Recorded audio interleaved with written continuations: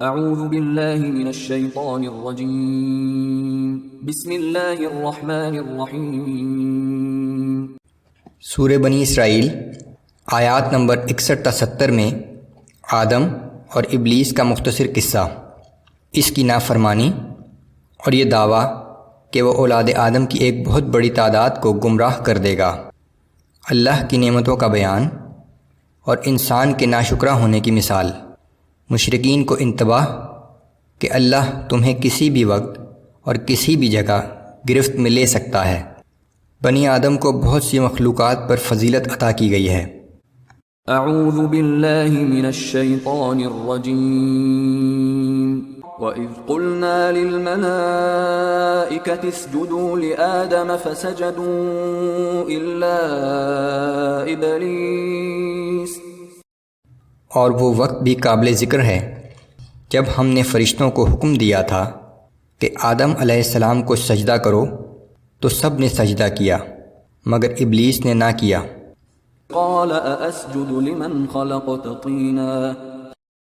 ابلیس نے کہا کہ کیا میں اس کو سجدہ کروں جسے تو نے مٹی سے بنایا ہے؟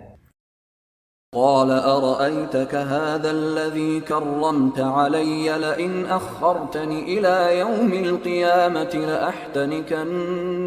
لأحتنكن ذريته إلا قليلا۔ اور پھر بولا کہ بھلا دیکھ تو صحیح، کیا یہ اس قابل تھا کہ تو اسے مجھ پر فوقیت دیتا؟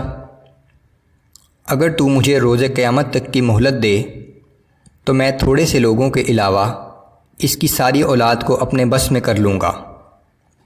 قال اذهب فمن تبعك منهم فإن جهنم جزاؤكم جزاء موفورا۔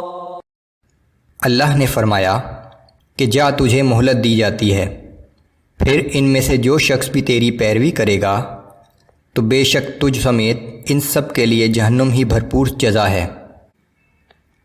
واستفزز من استطعت منهم بصوتك وأجلب عليهم بخيلك ورجلك وشاركهم في الأموال والأولاد وعدهم۔ اور جس پر بھی تیرا بس چل سکتا ہے تو اسے اپنی آواز سے گمراہ کر لے اور ان پر اپنے سوار اور پیادوں سے حملہ کر دے اور ان کے مال و اولاد میں ان کا شریک بن جا اور ان سے بڑے بڑے وعدے کر۔ وما يعدهم الشيطان الا غرورا۔ اور شیطان تو لوگوں سے بس جھوٹے وعدے ہی کرتا ہے۔ ان عبادی لیس لك عليهم سلطان وكفى بربك وکیلا۔ بے شک میرے مخلص بندوں پر تیرا کچھ زور نہیں چل سکتا اور تیرا رب ان کی کارسازی کے لیے کافی ہے۔ ربكم الذي يزجي لكم الفلك في البحر لتبتغوا من فضله انه كان بكم رحيما۔ تمہارا رب تو وہ ہے جو تمہارے لیے سمندر میں کشتیاں چلاتا ہے تاکہ تم اس کا فضل تلاش کرو، بلا شبہ وہ تمہارے حق میں بڑی رحمت والا ہے۔ وَإِذَا مَسَّكُمُ الضُّرُّ فِي الْبَحْرِ ضَلَّ مَن تَدْعُونَ إِلَّا إِيَّاهُ۔ اور جب سمندر میں تمہیں کوئی مصیبت پیش آتی ہے تو اللہ کے سوا وہ تمام معبود جنہیں تم پکارا کرتے ہو تم انہیں بھول جاتے ہو۔ فَلَمَّا نَجَّاكُمْ إِلَى الْبَرِّ أَعْرَضْتُمْ وَكَانَ الْإِنسَانُ كَفُورًا۔ پھر جب اللہ تمہیں نجات دے کر خشکی کی طرف لے آتا ہے تو تم دوبارہ اس سے منہ پھیر لیتے ہو، اور انسان تو ہے ہی بہت ناشکرا۔ أَفَأَمِنْتُمْ أَنْ يَخْسِفَ بِكُمْ جَانِبَ الْبَرِّ أَوْ يُرْسِلَ عَلَيْكُمْ حَاصِبًا ثُمَّ لَا تَجِدُوا لَكُمْ وَكِيلًا۔ کیا تم اس بات سے بے خوف ہو گئے ہو کہ وہ تمہیں خشکی کی طرف لے جانے کے بعد بھی زمین میں دھنسا دے یا تم پر پتھر برسانے والی آندھی بھیج دے، پھر تم کسی کو اپنا مددگار نہ پاؤ گے۔ ام امنتم ان يعيدكم فيه تارة اخرى فيرسل عليكم قاصفا من الريح فيغرقكم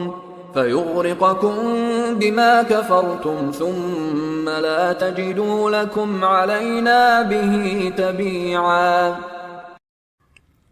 یا تم اس بات سے بے خوف ہو گئے ہو کہ وہ تمہیں دوبارہ اسی سمندر میں لے جائے اور تمہاری ناشکری کے بدلے تم پر سخت طوفانی ہوا بھیج کر تمہیں غرق کر دے، اور اس بربادی پر تمہیں ہم سے کوئی انتقام لینے والا بھی نہ ملے۔ وَلَقَدْ كَرَّمْنَا بَنِي آدَمَ وَحَمَلْنَاهُمْ فِي الْبَرِّ وَالْبَحْرِ وَرَزَقْنَاهُمْ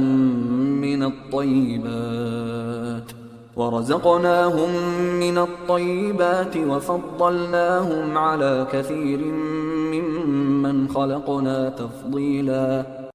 بلا شبہ ہم نے بنی آدم کو بزرگی اور عزت بخشی اور انہیں خشکی اور پانی میں چلنے والی سواریاں مہیا کیں، اور ہم نے انہیں پاکیزہ چیزوں سے رزق عطا کیا اور اپنی بہت سی مخلوقات پر نمایاں فوقیت و فضیلت بخشی۔